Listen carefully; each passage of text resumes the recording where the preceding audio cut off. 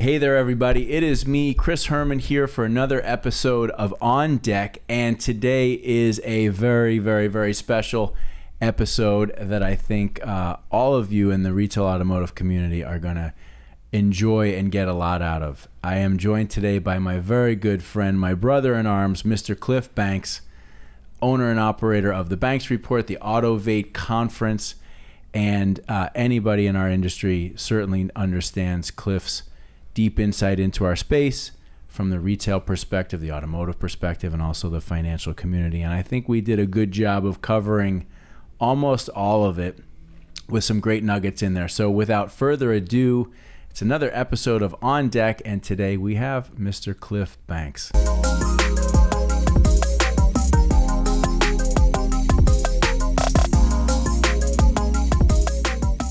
Ladies and gentlemen, the one and only Mr. Cliff Banks. Welcome, sir. Thank you, Chris. And we're fortunate there's only one and one only. One and only. Yeah, right? Yes. Have you ever met another Cliff Banks? There was a mayor of a town in the Midwest, Cliff Banks, who actually died.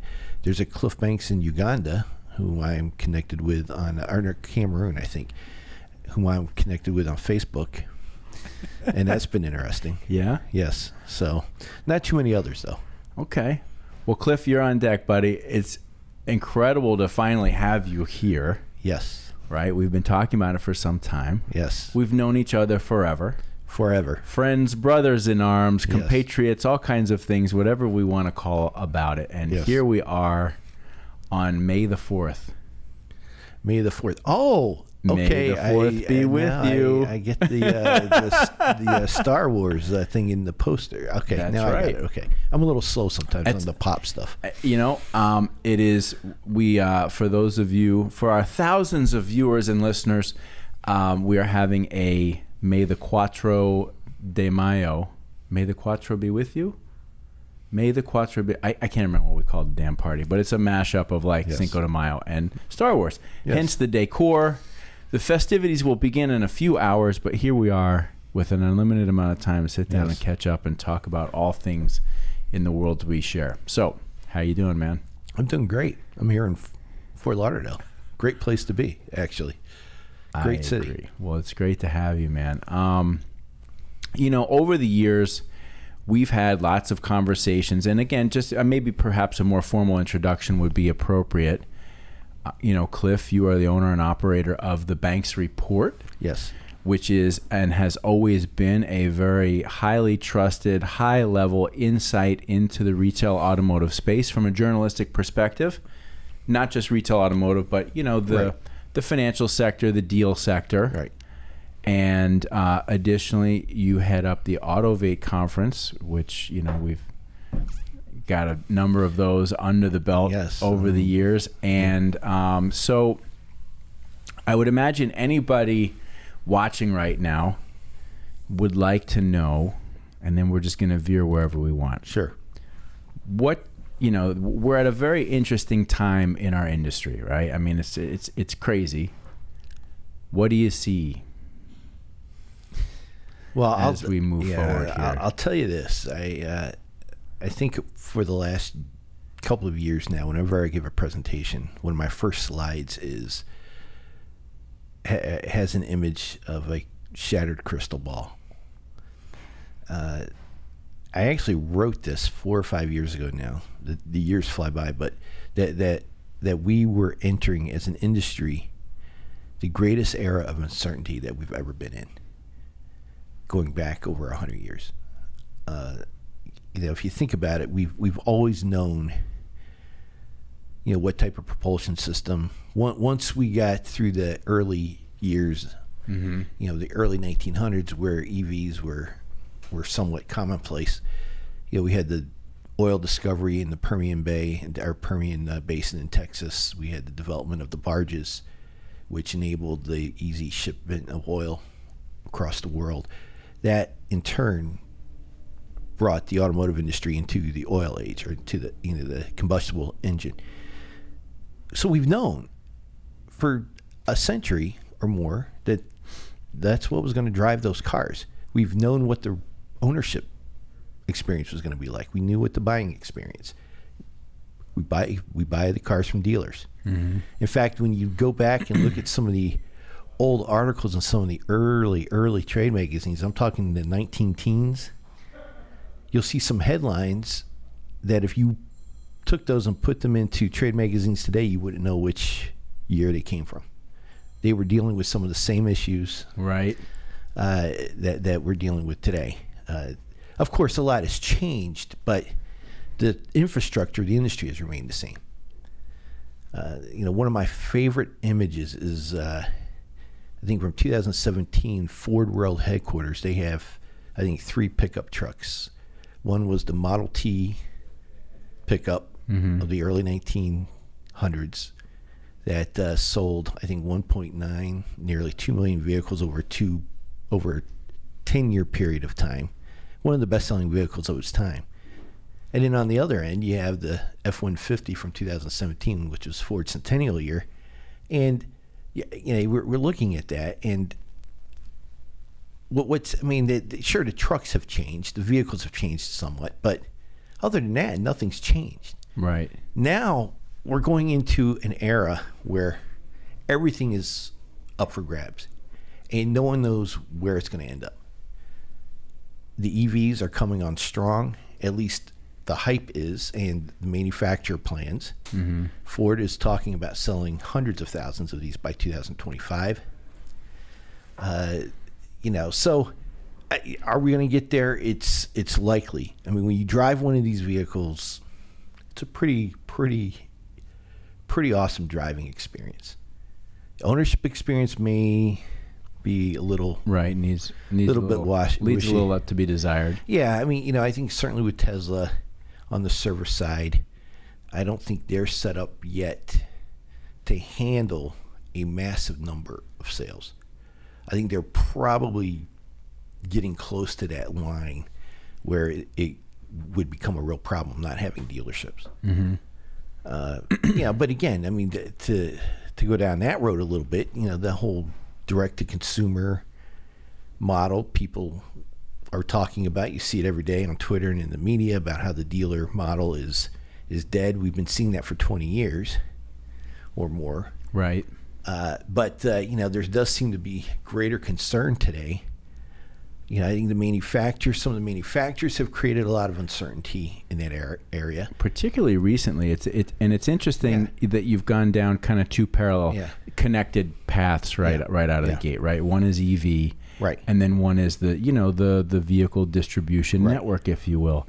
And I want to be able to dive into both because I find both areas really fascinating subject area. But the one thing that I find and have found recently very interesting about the distribution network is I've recently spoken to some people who are absolutely non-retail automotive people. Right. And they've all said the same thing. Is the dealer network in trouble? Right. Right. Are the manufacturers going to sell direct on EVs like Tesla? Right. And I was like, I feel like that's just being kind of hinted about a little bit in our industry from some of the comments of the of the leadership of the manufacturing companies, but I was really taken aback with which the clarity of which these comments were brought to my attention by non-automotive people. Right.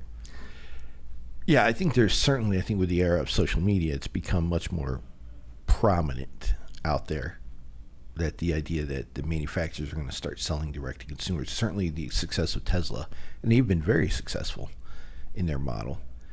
It raises that question, and then we have Rivian and Lucid and some of these others that are coming in.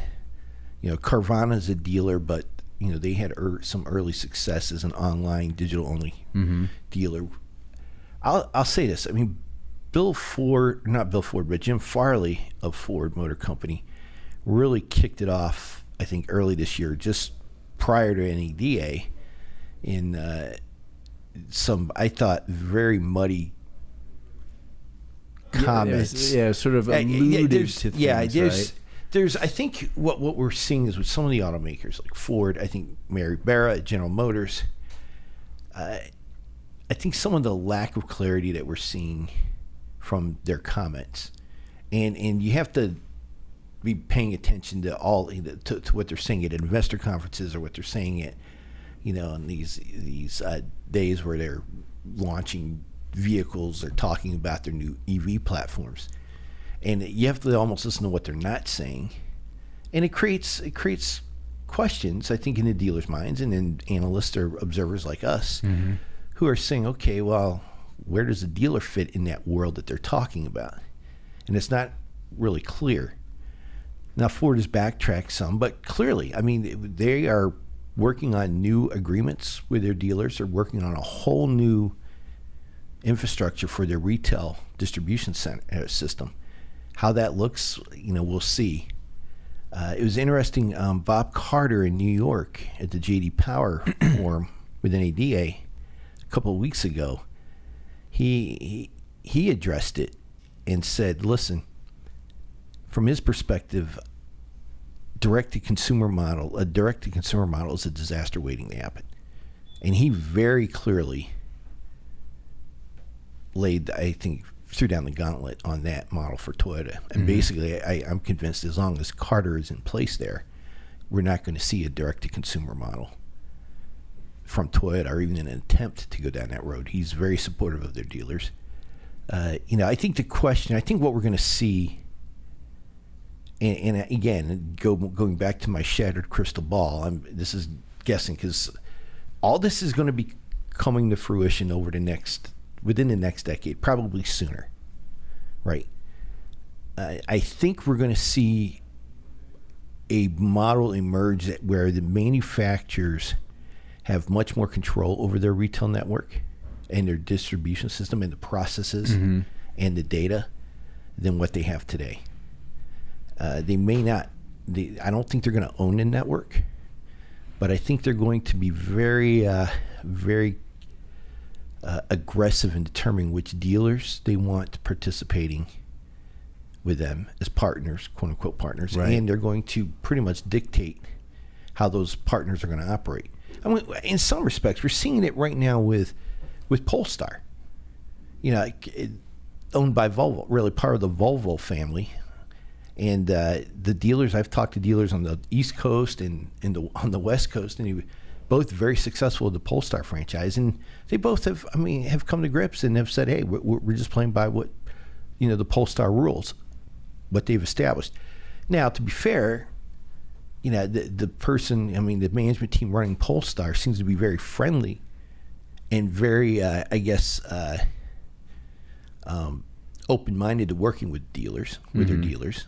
So it's not just an autocratic my way or the highway. They're working with dealers to create the best system possible, but still it's coming from the manufacturer.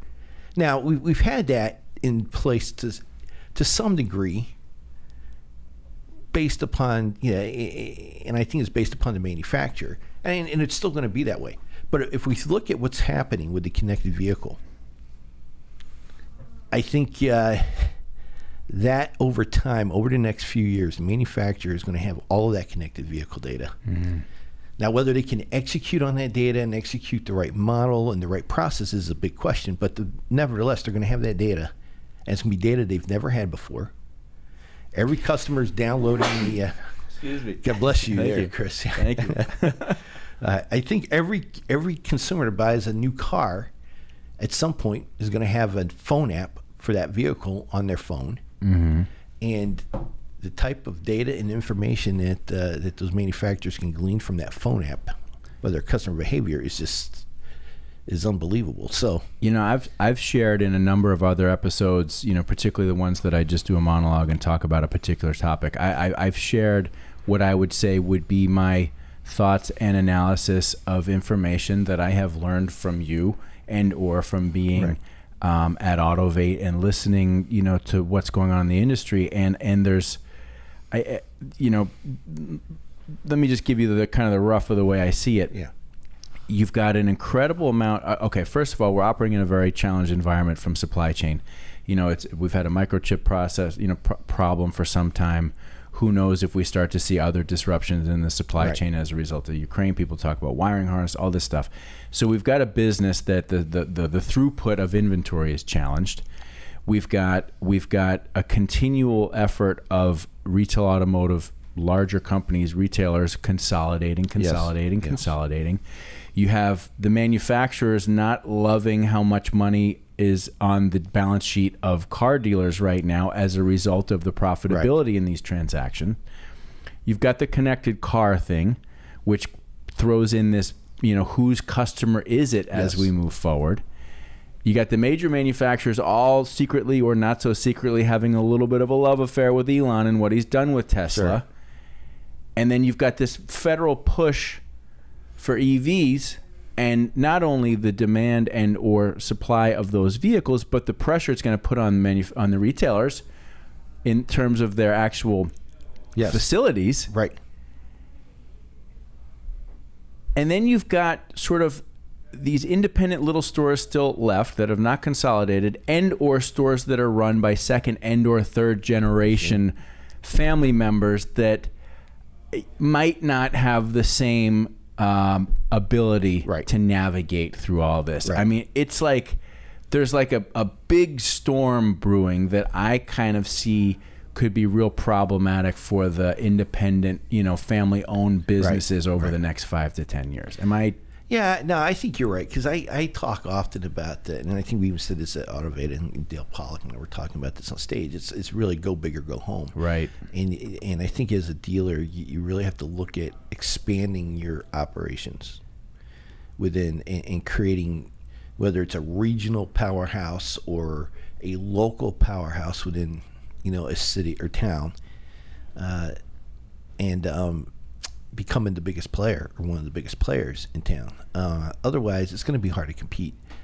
I think you also have to have capital, because a lot of this, what we're seeing is going to demand and require capital. Like you mentioned, even just the facility requirements on the EV side, but not just that, but new ways of marketing. Mm-hmm. There's going to be challenges from a capital perspective. So we're seeing, and you talked about consolidation, we certainly are seeing that. I think last year, 650 rooftops changed hands. The average the previous 10 years was about 354, I believe. So that was a huge uptake. The manufacturers, the 6 public dealer groups from 2011 to 2020 had acquired, I think it was 333 stores or 335. I don't have the numbers in front of me.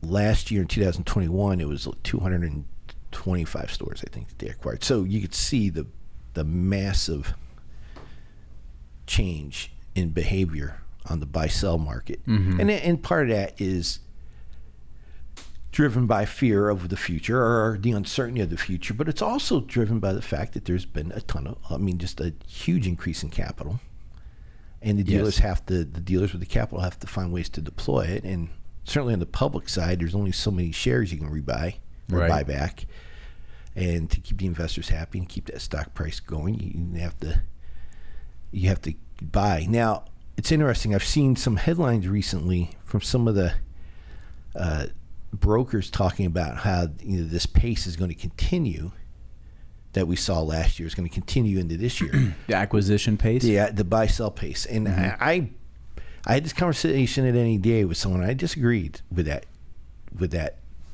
thought, and I think the numbers are starting to bear me out. I think it's going to fall back to this year, back to normal, what we've seen over the past decade. And the numbers are showing that. We're at, I think, between 90 and 100 rooftops have changed hands so far this year. Okay.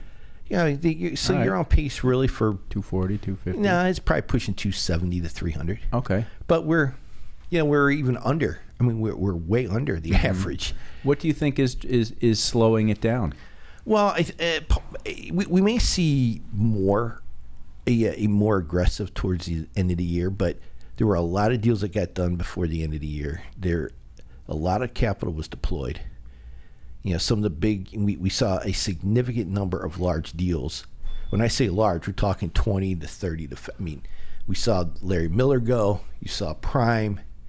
We saw, Rick Ford sold to Sonic is, 20 some stores. I think he had 33 and all that were combined, new and used.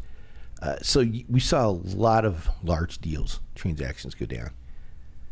It's hard to digest those. Yeah, right. It takes time. Yeah, I mean, there's actually, it's one thing to add more stores to your balance sheet. It's another thing to go in and operate 20 new stores and get them folded into your company culture, if you will. Right. So I think the pace is not even the first half of the year. The pace has slowed down considerably. Plus, there's more uncertainty now. I mean, what we didn't have last year, we didn't have a Russian invasion of Ukraine. Right. We didn't have the threat of interest rates being increased, and I think today is, I don't know, I think the meeting is going on probably as we speak with the Fed. And so we should find out today what the Fed is going to do, at least in the short term. I think now that interest rate, if it goes up half a percent or whatever, isn't going to move the needle at all or affect consumer behavior, I don't think. But it may not too much when there's so much demand and so little supply. Yes, right? yeah. You're right. There's so much demand. We're at 13 to 14 million retail sales, which is about 2 million under what it normally is. Right. There's a lot of demand there, and we still do not have the inventory to meet that demand. So we are going to be dealing with that for quite some time. For a long time. As we were talking earlier, we're talking years before this stuff starts to loosen up. And who's to say that it does? Right now, I think there's been a sort of a general tone from manufacturers and dealers that, hey, this is a better model, right? Selling less for more is a good model. Sure. And now it truly is so far off in the distance that it's hardly worth speculating about. But there was a time when, when we were all sort of under the illusion that inventory was coming back in the next 4, 5, 6 months, but nothing's going to change. The manufacturers are going to keep it slow, dealers are going to keep it slow. We're going to make gross profit, and everything's going to be wonderful. And we all know that there's going to be one Yahoo brand or one Yahoo dealer in the marketplace that's going to say, I can steal market share. Right. And that will just start the race back to where we've been. Right. But now, it's so far away at this point in time, you wonder if this just starts to settle in a different business model that maybe doesn't get tampered with quite as much down the road. Yeah, I think, it's, when you start talking about the day supply inventory on the ground, and Bob Carter from Toyota, I think, has just a wonderful perspective of this. They were down to, I forget what he said, 3 days inventory at one point. I forget what the numbers were. I don't have my notebook in front of me, but he said, we're probably going to get back to I think 30-day supply, and that's where they want to be. So, but that's going to take, some time. He doesn't see that happening till to late 2023, maybe going into 2024. So to your point, can we, as an industry, train the consumer, the buyer, to think in those terms of one price, paying above or paying MSRP? And, the automakers certainly can increase that MSRP. Right.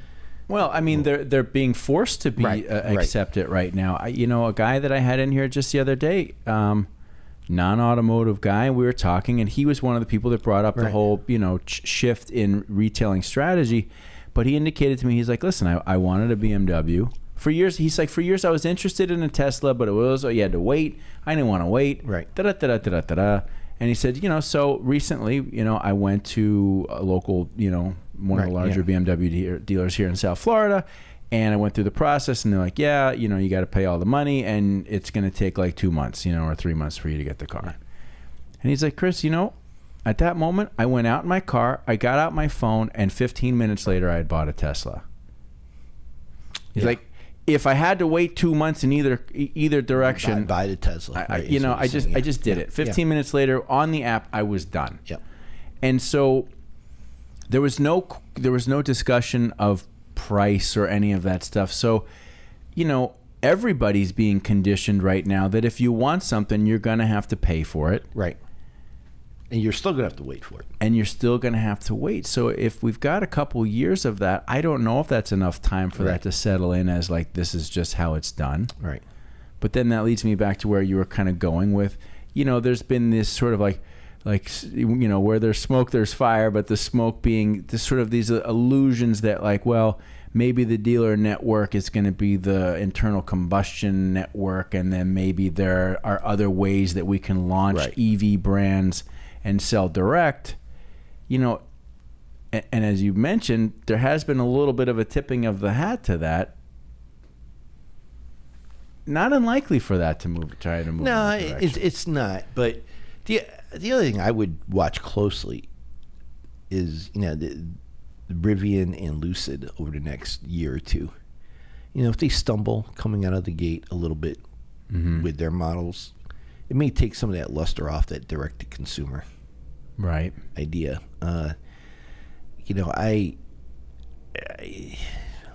It is concerning when you hear the manufacturers talking about, and Ford has said this, Stellantis' CEO Carlos Tavares has said this, that that the current retail model adds as much as $2,000 to the price of a vehicle.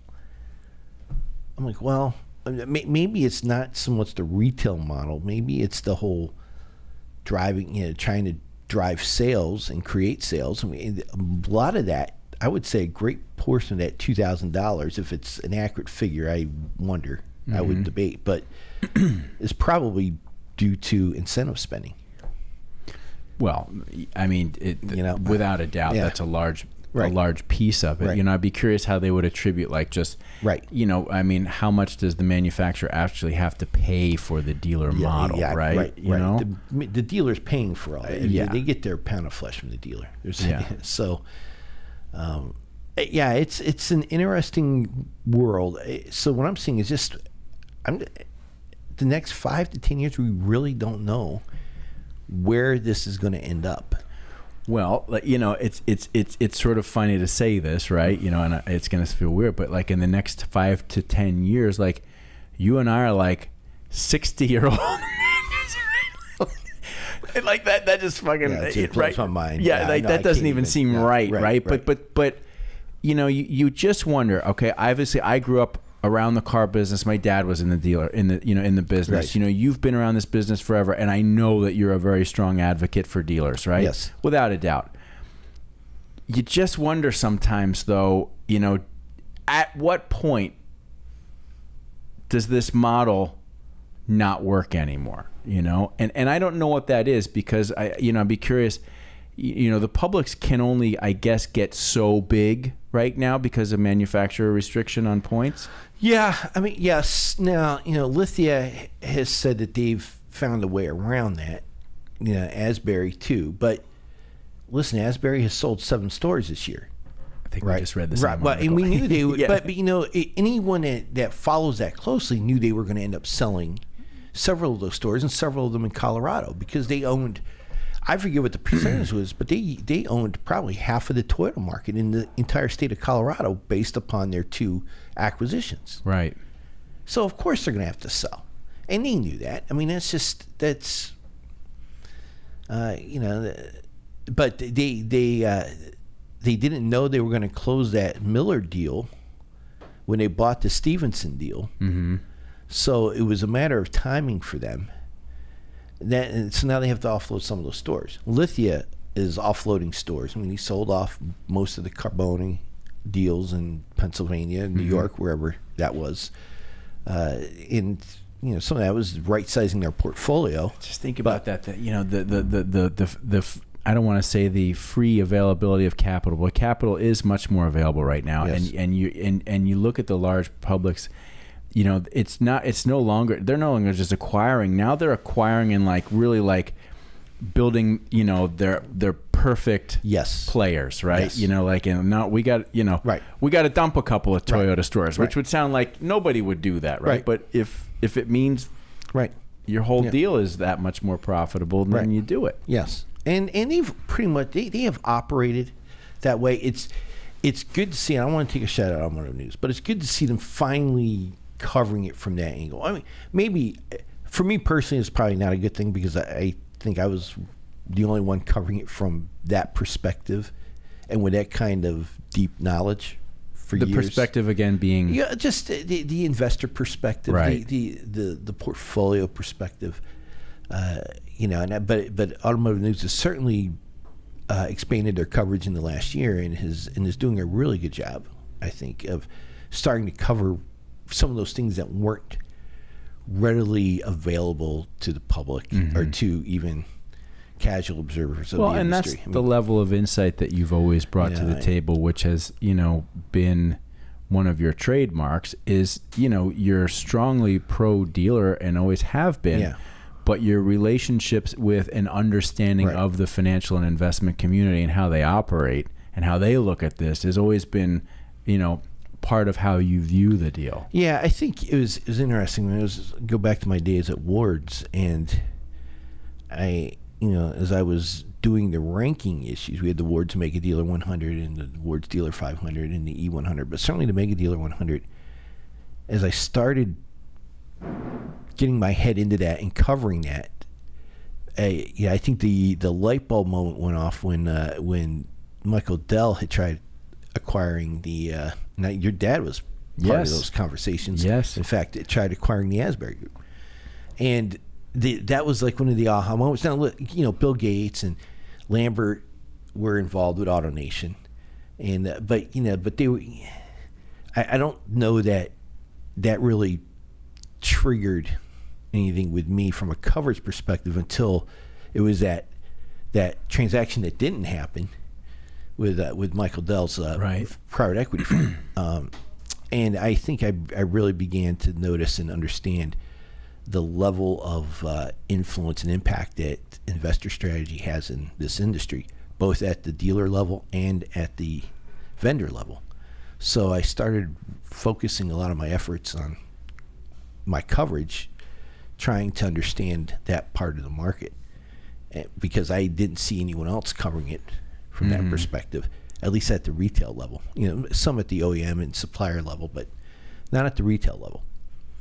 So I went to school, trying to understand and know who the players were and what the big strategic plays and how they would and how these the public dealer groups and the large groups approached their portfolios. Is there room in the space for another large private group to go public? Yeah, it depends who you talk to. You'll get a different answer, right? I think it would have happened by now. The last one was Asbury, and that was about 20 years ago now. God. So, it's hard to believe that, in a space that's this robust and that there are some large, pretty significant private groups that nobody else has stuck there. I mean, I didn't realize it was 20 years. That's a long time, right? I think so, yeah. It was, we won here in South Florida, LNP, which tried. No one really, I think, expected them to survive or to make a big play. Their efforts cratered last year.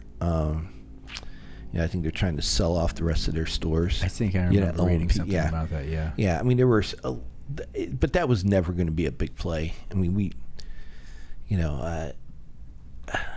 it's interesting because I've asked that question too. Do we have another player? I mean, we got some big. Listen, there's some big groups. Certainly you had Miller, but you have Terry Taylor, who's under the radar. But that's 100. He's here in South Florida. Oh, I know. Our new media director worked with their organization for 10, 15 years ago. Another friend. Yeah. Drummer in our band works in their marketing department. But he's like a real off the radar kind of dude. Stephen Fader, who owns Mile One. I mean, that's another really large group and one of the largest privately held groups. You have Rick Hendrick. You have some, players that really, there's some intriguing possibilities. But I launched the Banks Report when we launched, 2013? And I've been asking that question, watching that. And it's 9 years ago, almost 9 years, 8.5 years ago. And there's always been rumors, there's conversations, but nothing's happened. And, and it's more likely that one of the publics would be taken private. And in fact, I think, last year around this time, we almost saw that happen. Mm-hmm. There was a deal that was getting pretty close that never materialized. But, I think that's more likely. But now with the money, listen, I'll take Sonic. Have any public companies just recently been purchased and brought private? No. I mean, I'm talking outside of space. Yeah, Twitter. Oh, yeah, Twitter. Well, that deal's not done yet. That deal's not done yet. I just, we'll see how that how that one plays out. But no, it's fascinating. Now, again, in the over a decade ago, and we're probably talking 15, 16 years ago. I'm probably talking out of school here, and I apologize to you guys, but I think AutoNation and Penske both made plays for Asbury. And I think AutoNation the deal was done, and manufacturers said no. Mm-hmm. I partially because I think in part they didn't want one of the dealer groups getting too big. Right. Obviously. And that was the thinking back then. Sure. And you can understand from the manufacturer perspective that, it's a delicate balance of maintaining a productive, positive relationship with your dealer body, but still maintaining some level of control over the process, and then having somebody get so darn big that you're like, okay, now we have a potential problem on our hands. But to your point, Chris, it's interesting though. I look at the dealership environment as being I liken it to, and I've been saying this for years, it's one of the last great bastions of American entrepreneurship. Mm-hmm. Really. I mean, and you think about the ranchers in the West in the 1800s, and it's almost, the dealers are cut from the same cloth. I agree. Right. And I think that is disappearing and going away to some extent. And think about it, if you're a manufacturer, like for years, with the way our sales and distribution work, the dealer has to buy those vehicles from the manufacturer. Now the manufacturer's pumping out vehicles as aggressively as they can because they want to keep their plants running. Right. So they got to keep pushing those sales. They're driving incentives.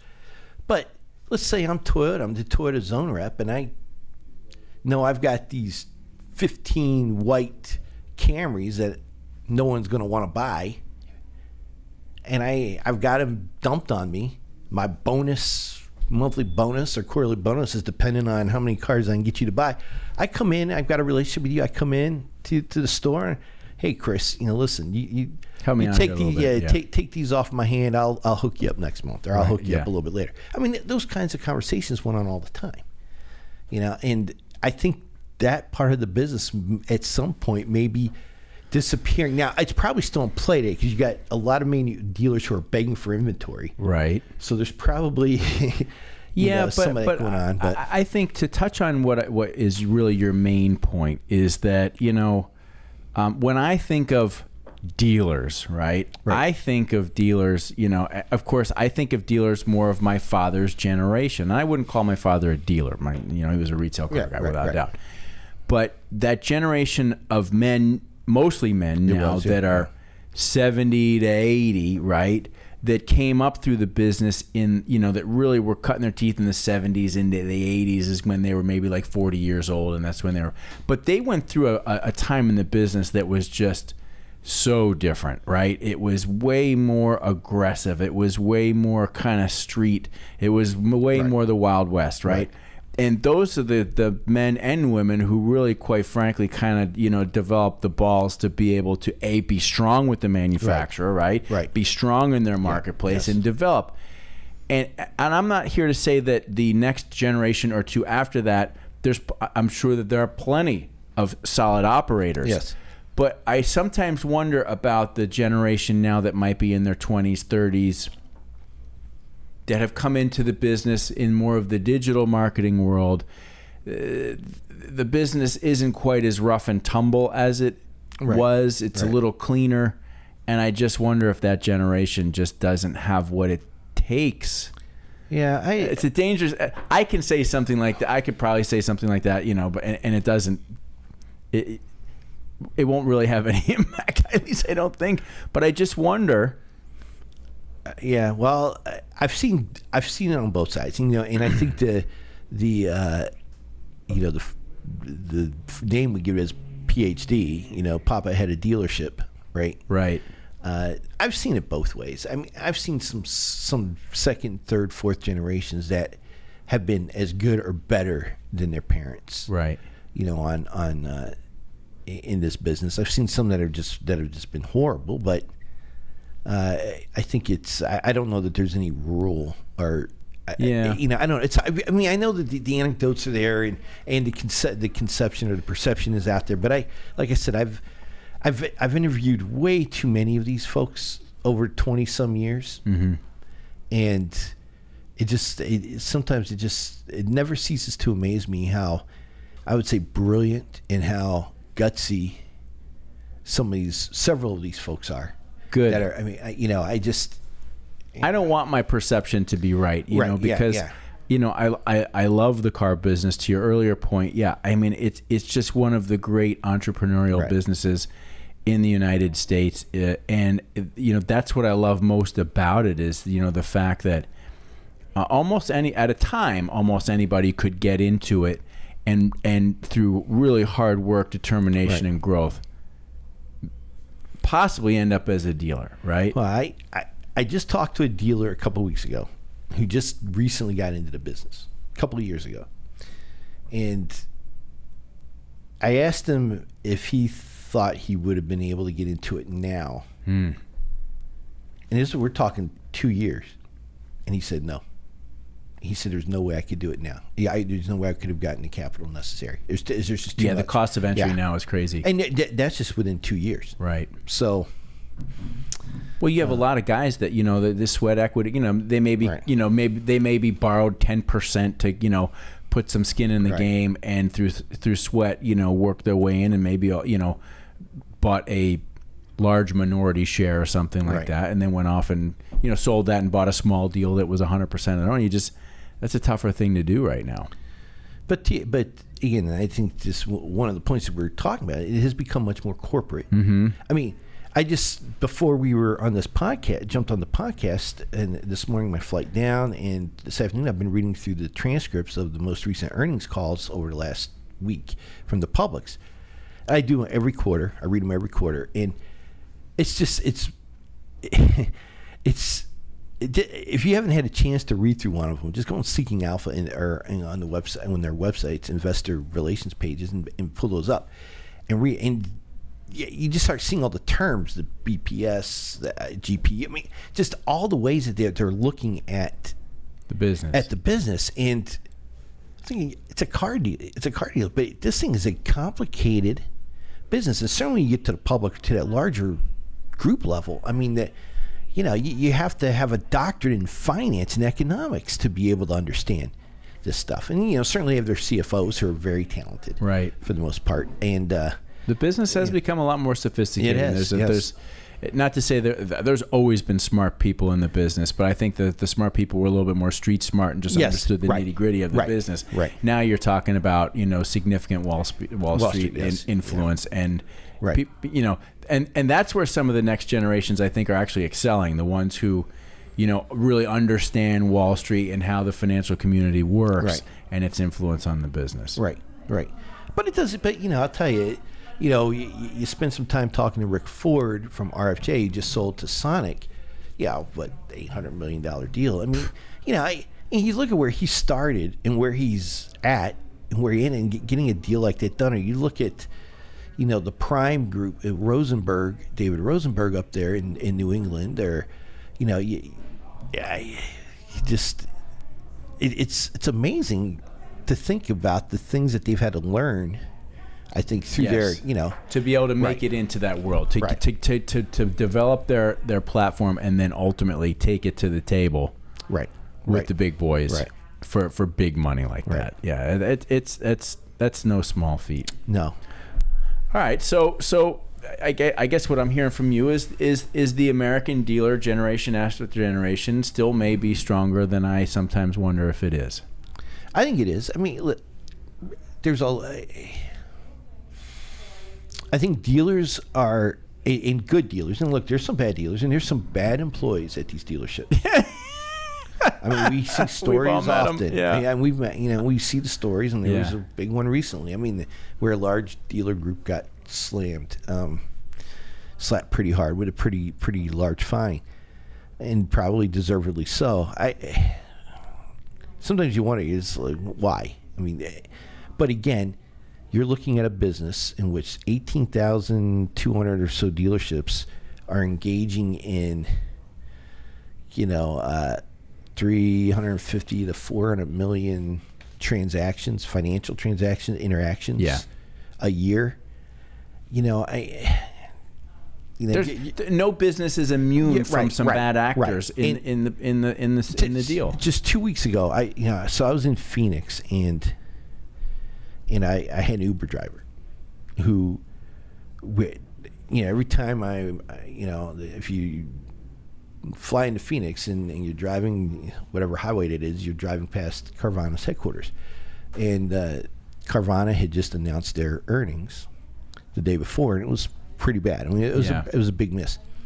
And my Uber driver was from Detroit several years ago, but his wife had been in the auto industry, so he understood it. And he made a comment about Carvana, and he said, "Wow, those guys." He goes, "It's just so frustrating."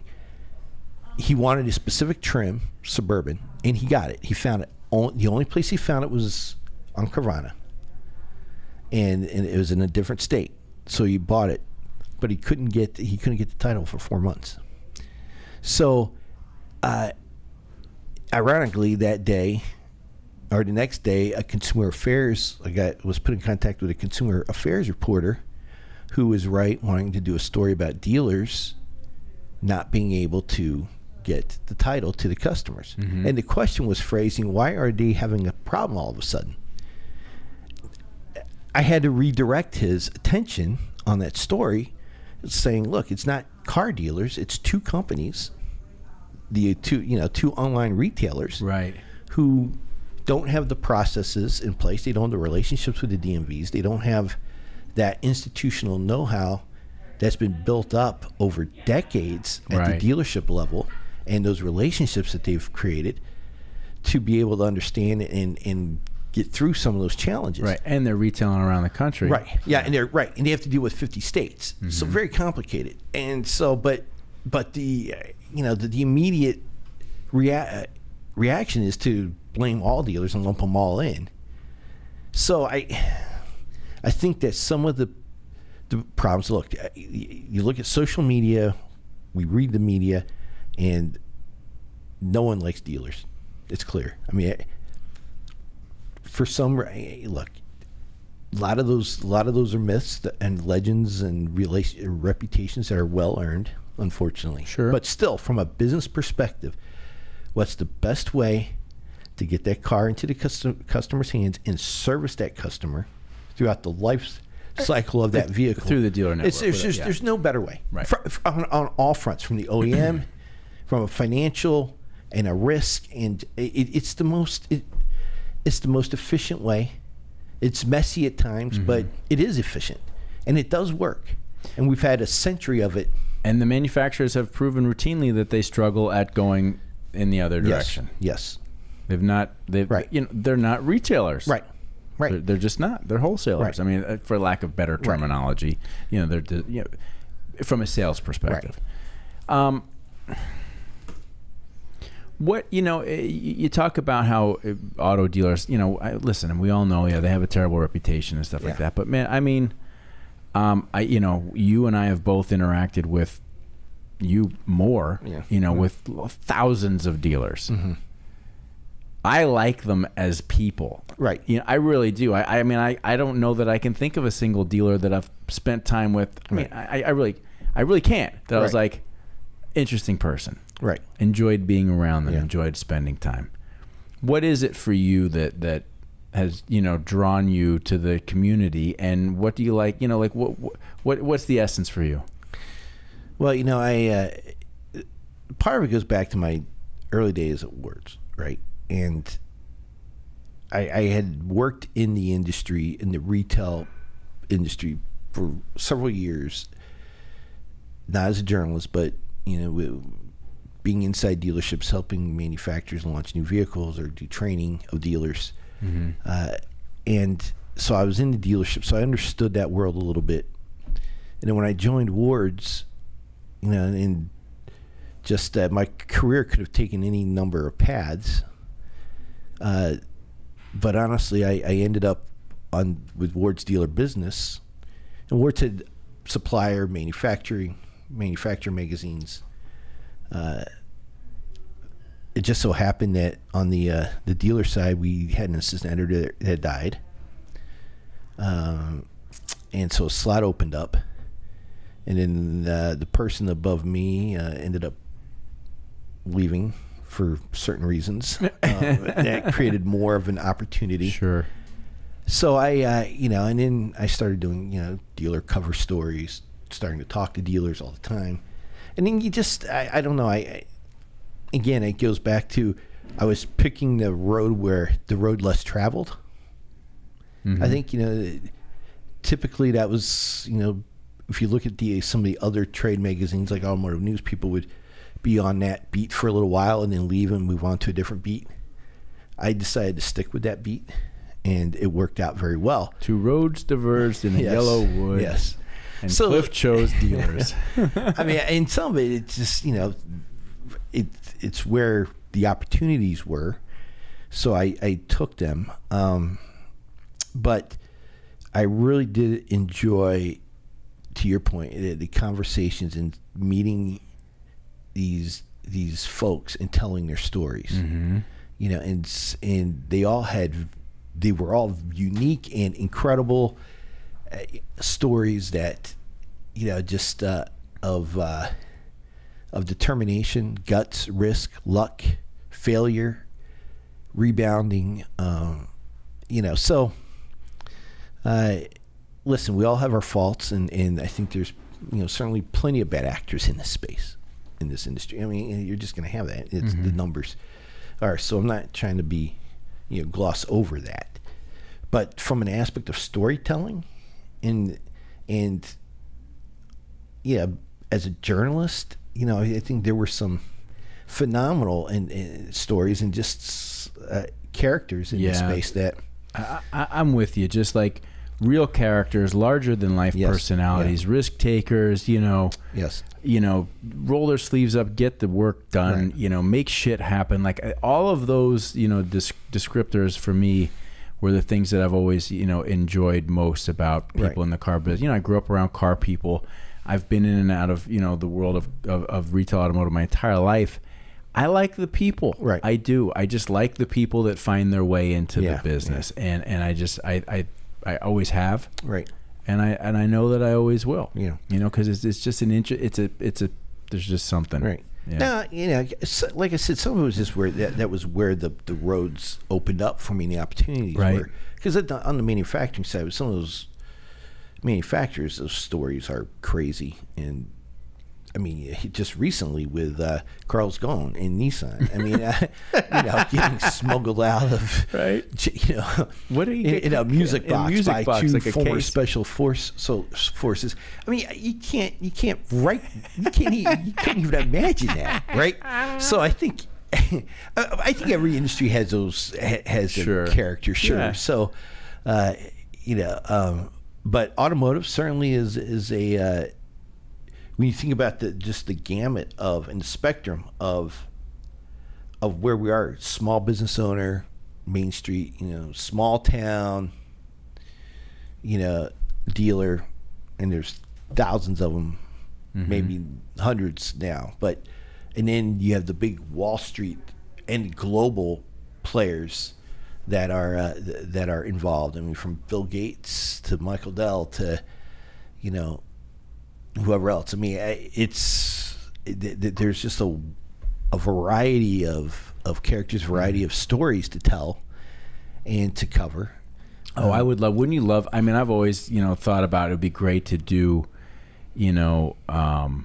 At one point in time, I thought it'd be like cool to do like a coffee table book. Like that's just all like you highlight 24 dealers or something like that, and do like a really nice piece on each one. But now, from a video perspective, it'd be really cool to like really do. Yes. Like a nice piece. Oh, there you go. Exactly on dealers. So we'll chalk that down. Yes. If I may, I want to shift gears back to the beginning of our conversation when you talk about your broken and smashed crystal ball, but one part of that was EVs. I mean, you can't talk about the retail automotive business without talking about EVs. And I mean, I watched this. I watched I'm just going to go out there. I watched this lunacy with a sense of like dumbfounded amazement, right? And the reason, and these thoughts and views are mine and mine alone. But okay, I'm all for doing what we can to make sure that the environment is healthy and the planet is healthy. Like I'm 100% there. When you look at the electric vehicle, to me, from start to finish, and what it actually takes to do, right? It really doesn't look like a real solid contributor to the quality of the environment. Right. And there is this insane push. Everybody's racing and scrambling to make it happen, right? And I'm like, and everybody's, all for it and this and that. And they don't think about the amount of, materials that need to be dug out of the earth. The whole deal. What do you do with the batteries when you're done? Okay, whatever. But like, what is driving this, right? Because clearly there's people smarter than you and I, way further up on this equation, looking at it, I would think, that are facilitating the push in this direction. What is going on here? Because it just seems like, manufacturer, we're going to be 100% EV in like 3 years. Entire fleet, right? How are we going to facilitate that? How are we going to provide the electricity to make it all help me out here, Cliff. Yeah. I'm confused. Well, I think there's a few of us that are confused. Some of it now is, I think we've reached a place where it's, you just make it up as you go along, and you hope some of these things are going to work out. I mean, if we wait till we have enough electricity, or the infrastructure has enough electricity load to handle the EVs, we would never get there. Right. To your point, that there's people push that hype and have sold this hype. California, I think bears a lot of the credit or blame, right, depending on your perspective. Yeah, I realize this. This is it's a challenging topic because you can't. It's hard to have a conversation about it objectively and look at all pieces of it without dipping your toe into some partisan opinions to some degree, sure, which then take away from the ability to just have a meaningful conversation about it. Right. Because if you question some piece of it, well, then you must align with denying science. Yeah, you're denying science, or you align with a particular, down the line set of ideas, and it's like no, but let's look at this from an environmental perspective. Let's look at it from a business perspective. Let's look at it from the excitement of creating new technology. Like all of this stuff plays into it. Sure. But it just seems like we're racing down this road, and I know you've said like we're not going to get to where they want to be, but we're going to get somewhere. Yeah. I think it's gonna take longer, but why are we where we are today? Well, certainly Tesla's success. Yes. And it's like I think Bob Carter said. I said the exact same thing. I keep quoting him, but I'm just going to stop making predictions about Tesla because I've been wrong all along. I don't think the final. I don't think we've reached or Tesla's reached the point yet where their retail strategy is hurting them. I think I think You think they reach a point where it starts yeah, to? I think we're just the level of sales to volume number at some point without having dealers to service and to manage that, I think is going to become a problem. I don't think they're there yet. I think they're getting close. But certainly Tesla has driven, the success of Tesla has shown that this can be done. Plus, the investors have bought into the Tesla story. So now you have the investment community hammering General Motors, Ford. Right. And Ford is somewhat insulated because the family controls that stock, but you still want to see that stock grow, increase and grow, and Ford wasn't seeing that. I mean, the family is I didn't realize pushing that. it. Yeah. So what that means is essentially is you're not going to have an activist investor come in and try to wrestle control of the board. Right. Like GM has had a couple of times, and I think a lot of what we're seeing from Mary Barra, and this is part, and certainly with Ford, some of the muddiness, I want to say that I meant to say this earlier, of the comments that we hear from some of the manufacturers is driven by the fact that they're trying to walk two paths or provide two sets of messaging. One for the investment community, because they all want to see. I mean, listen, when Rivian did their IPO, they hadn't sold a truck. I mean, it's mind-boggling. And you have these legacy companies with sound businesses Right. making huge amounts of profit, and they can't break through. Right. So their job is to generate wealth and generate return on the investment. So they have to. So they're going where the investment community is telling them to go. It's not where the consumer is telling them to go yet. We're not there yet. Right. The government has made it easier, I think, for that to happen. I used to think that, listen, if Biden loses and we're back to a Republican administration, then what happens to the manufacturer strategies? Well, clearly they've all, I mean, not they, but certainly the ones leading the charge with the legacy automakers, they've said it doesn't matter who's in office. We're investing these billions of dollars. We're going to continue making this investment, and we're going to keep pushing this. And we just think that's where the industry is going to go. Yeah, so, I mean, I agree with that, regardless of who's in office, left or right. Yeah. I think you're going to have shifts in tone. Right. I don't think you're going to have any massive shifts in actual strategy or shifting of investment from one thing to the other. I mean, this train has left the station at this point in time. It might veer a little bit one way or the other. It might slow down, but a Republican administration is not going to. No, it's not. I think certainly the COVID and the chip shortage has helped. Right. Yeah. I think you just have to pick a direction as an industry and say, okay, this is where we're going, and just hope that when we get there in 5 to 10 years, when we come through this, we'll still be standing and be viable. And it's just interesting, and it'll be interesting to see how it plays out, because what you alluded to is Tesla could find themselves in a situation where if they get to certain increased level of volume, right, then operating without a dealer network could provide problematic. It could. Right. Again, we don't know, right, but it could. And then if that happens, does that at that time start to tarnish some of the allure, of Elon Musk in and of itself? Because there's been so many times I've heard people say, well, it just makes no sense, the valuation of the stock of Tesla. And I'm like, I don't think people are just buying Tesla. They're buying Elon Musk. Yes. They're buying SpaceX. They're buying everything that he's doing. Right. They're funneling capital into that universe. Which is why you see so many stories of these Teslas sitting in service waiting for a part 40, 46, 50, 60 days, and the owner doesn't care.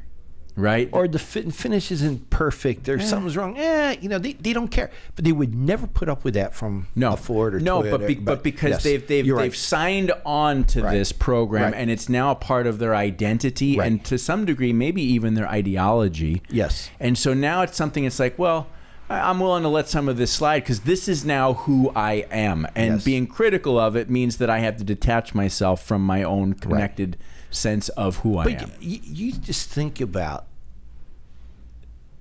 what he's been able to do on that front. But now with the potential acquisition of Twitter, he has completely flipped the whole political conversation on its side. I mean, whereas before maybe he was, maybe, I don't know, the left was big fans. I don't know. I never really looked at it that way. There's plenty of people on Twitter talking about that. I don't know. But the fact is he's clearly going to become, if he pulls off this acquisition of Twitter, he's going to become a darling of the right. Yes. For sure. So now, I mean... Did you see the meme? That, and the left is freaking out about this, but it was basically... What he's suggesting is that the left has just continued to move left. Yes, right. And that the right has actually, in some ways, either held pretty steady or actually moved a little bit left too. But he's like, I was here in the middle, the right was to the right, the left was to the left. And over time, the left has moved further left, pulling the middle closer and then ultimately past me. He's like, I haven't changed, but now I just am on the other side of the center because this side.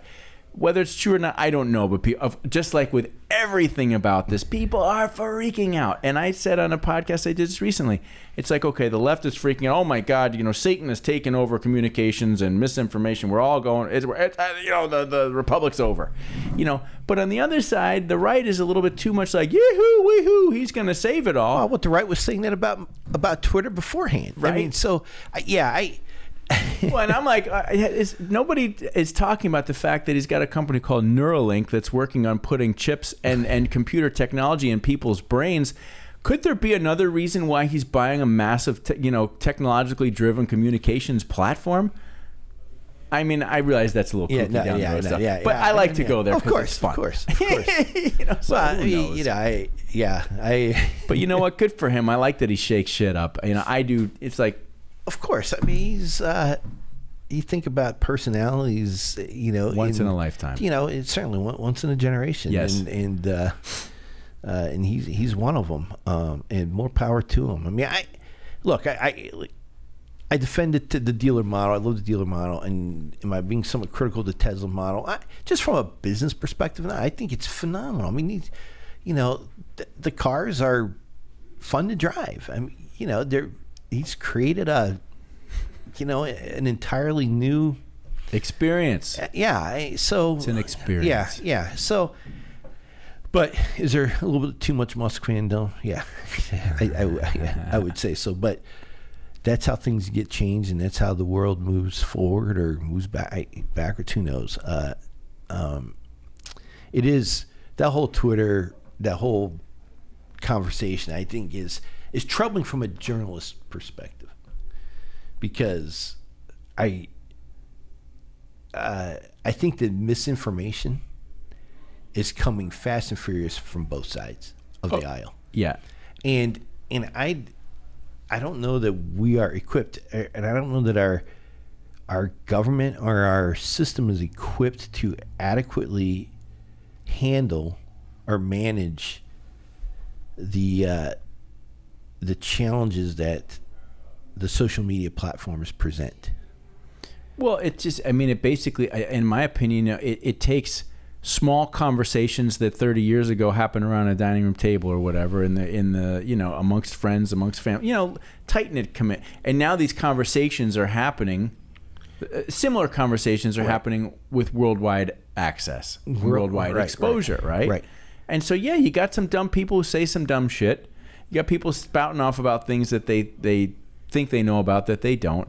I don't know, but how do you control that? Certainly we talk about. And does it need to be controlled? I don't know. Well, I would say there's some measure of it that has to be controlled, because you don't want the human trafficking. You don't want the vile racism or violent language. And if you're a company, I think under our Constitution, you have great leeway in what you can control and don't control in terms of speech, right?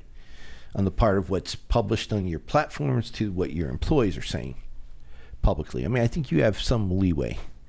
The Constitution provides us free speech from the government, and, in terms of freedom from government involvement in our speech. Doesn't necessarily provide it from a company business perspective. So the problem is that the Twitters and Facebooks have become such influential I think, what's the word I'm looking for? Or influencers of our thought processes as a nation. Mm-hmm. So, and you have a lot of bad actors, foreign state actors, who are pushing stuff that's not true. You have the whole, the whole AI imaging. I mean, there was recently, and I retweeted this not too long ago, but there was a person out of Ukraine that was pushing all sorts of content. Turns out it wasn't a real person. It was an AI generated being, so to speak. So I think we're at a point in our country where Twitter, let's just take Twitter for example, banning Trump or banning certain things of misinformation. And they've made some bad calls. They've made some bad calls on what they've banned. Mm-hmm. I mean, it turns out it wasn't misinformation. They've made some good calls. But nevertheless, the fact that they are such a prevalent and powerful part of our airwaves, and they have a lot of control on the conversation in this country, depending on which levers they push and who's controlling that. So, I almost wonder if our country, our government, has to step in and create, look at some of these companies as public utilities, maybe, as opposed to public companies. But now you have and I'm a little bit rambling here, but now you've got this Bureau of Misinformation, whatever. I mean, that's, granted, the intentions are good, I believe. And I think, some of what they're going to do is good. But that is one of the scariest things I think to hear. It's just and it depends on who's in the administration and how that gets applied. So it's a super deep topic that it is. Nobody has the answer to. No. I think any person with any amount of common sense would say that specifically hateful speech, any type of very overt racism, or sexism, and who knows what that line is. I think that what I would only hope for is that it was not a partisan thing. It was just, listen, if it's dangerous, it's dangerous. It's not connected to some sort of ideology or message, right? And I think what we see is that it's shown that it can fall more on one side or the other, and that it serves a narrative. And we can't be there, right? We have to be in a place where, as adults, that we can have disagreements. We can come from different backgrounds, bring different ideas to the table, and that's okay, right? And disagreeing's okay. And I think we also have to recognize that just straight up hateful behavior, that doesn't have a place at the table. No. But differing ideas that are sometimes challenging and conflicting, that's okay as long as it's respectful. How any one person or organization or company can be the arbiter of that type of thought process, it's impossible. We're just gonna. These are things that we're just gonna have to learn to live with and recognize that it's skewing a little bit this way, it's skewing a little bit that way. Hopefully, a good handful of us can step back and just say, all right, well, I'm still going to formulate my own opinion based on what's out there. Let's shift just for a little bit as we kind of let's enter the final wave here, and let's turn this back towards a little bit more of like a plug for Cliff Banks. Not a plug, and I don't mean it that way, but let's round it out with a little bit more information on Autovate, what you've been able to accomplish with it, over the years, and where you see it going. Because having been involved with it with you and attending, it's a very unique experience and a unique event that provides a lot of insight and content that is not offered elsewhere. So where are you going with it? Yeah, that's a good question. I mean, you're going to see this year. It's going to be December 11th through 13th. Tentatively, we should be signing contracts now this week, I think. We're going to hold it in Scottsdale, Arizona. I think Phoenix is an easier town to easier city to get to.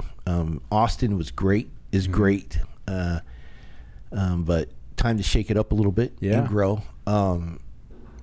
We have, some new partners that will be unnamed. I mean, I think that, and you're going to see, we're going to keep the same feel to it. High level, boutique type event, a lot of Q&A, not a lot of presentations. You go to a lot of these conferences and it's just people standing up with PowerPoints and you go to one, you've gone to them all. I mean, really.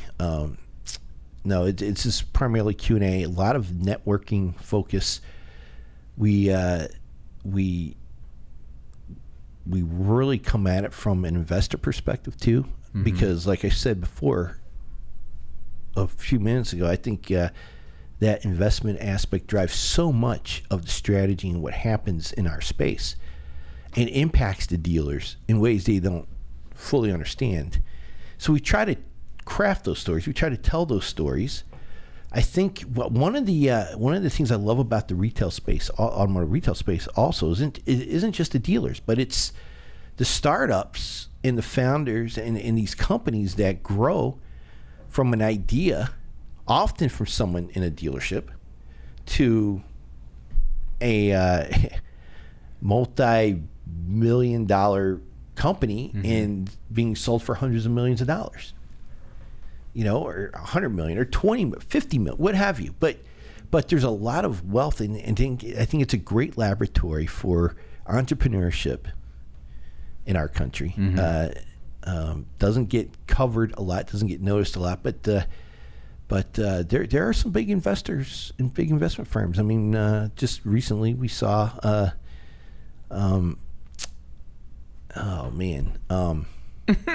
going blank here. Company that just bought that is acquiring CDK, taking it private. I mean, it's a big investment firm, but they were scoring off against another large firm, private equity firm, global in nature. So I think with Autovate, we like to tell those stories. I think we also want to go to where the puck may be going, skating towards that. Driving the future is what we like to call it. Right. And I need to thank Alexi Veneri from Digital Airstrike for pointing it out to me at the last Autovate. I had driving to the future. She's like, no, get rid of that. It's going to be driving the future. That's what that's what this conference and that's what these people are doing. So, yeah, driving the future is the I think is going to become the mantra there. It's a good one. I like it. But we Chris, I mean, I'm building it as I go along. I'm making it up as I go along too. It's hard sometimes to put it into words exactly, but I think you notice. I mean, since you've been part of it, you've been there. There's a certain feel to it. Yes. That's informal, but yet it's controlled informal. Well, I think there's a quality to it that is much like the quality of what we're doing right now.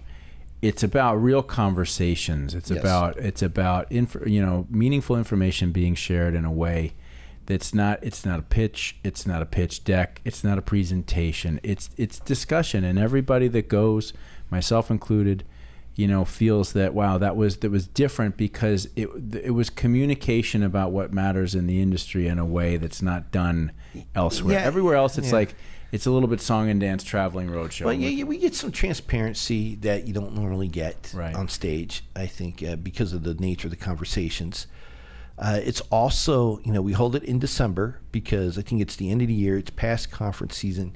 We have really the people that are there are C-level executives, either startup founders, entrepreneurs, investors, investment banks, some of the big players that are there that really, I think, their strategies, and they're very open in sharing what their strategic focus is and is going to be. And it provides an opportunity for business owners and people that are tasked with the strategic direction of these companies and investments to think through and to hear what other people are thinking and hopefully walk away with some nuggets and some things that, okay, I need to start pushing my company this way. We need to start thinking or looking at this. I will say this. One thing I'm really proud about is there's been at least 6 transactions over the 4 years that we've held Autovate. Mm-hmm.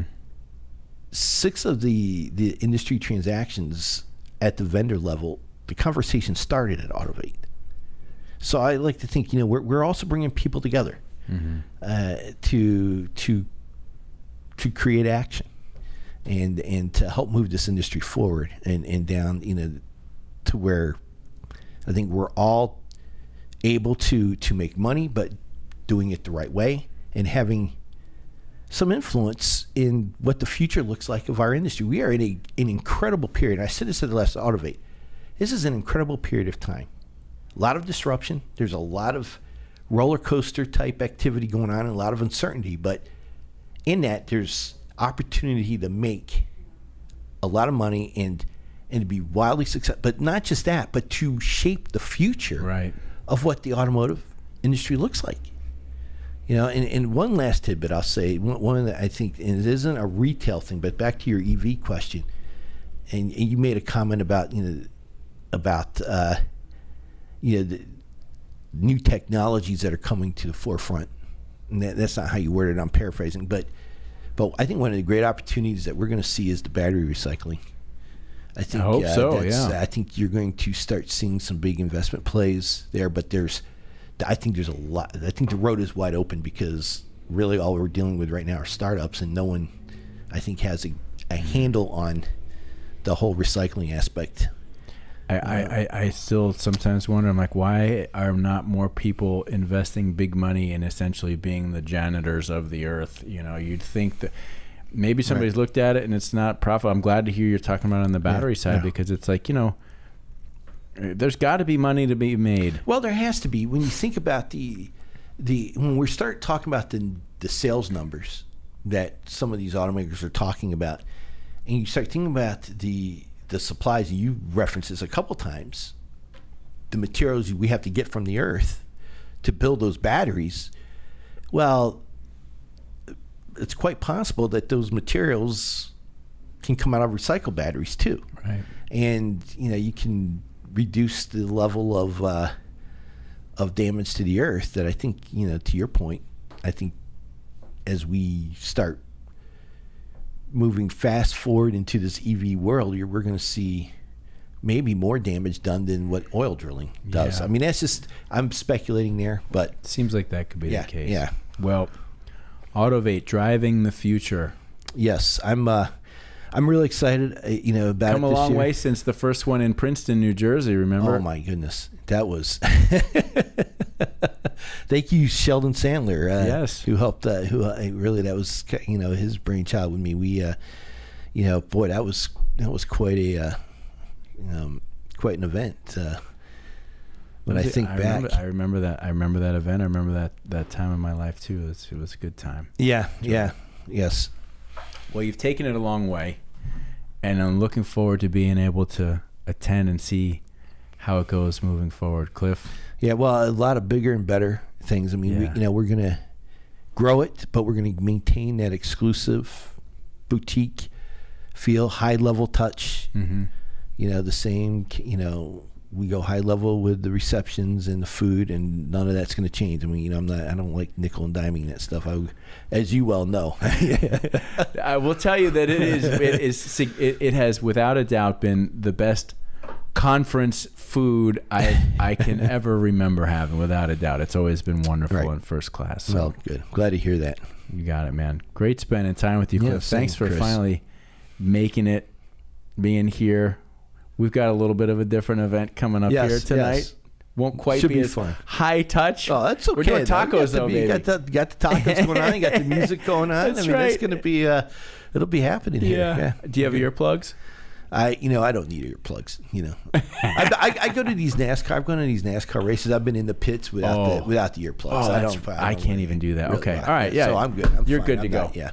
Cliff, great spending time with you. You are welcome anytime. Thank you so much. Appreciate Chris. Love the podcast. Thanks, man. Great content, great guests. So Thank you. I'm sure everybody's going to enjoy this one. Love you, brother. Thank you, Right man. back at you. Take care. All right. Bye-bye. All right.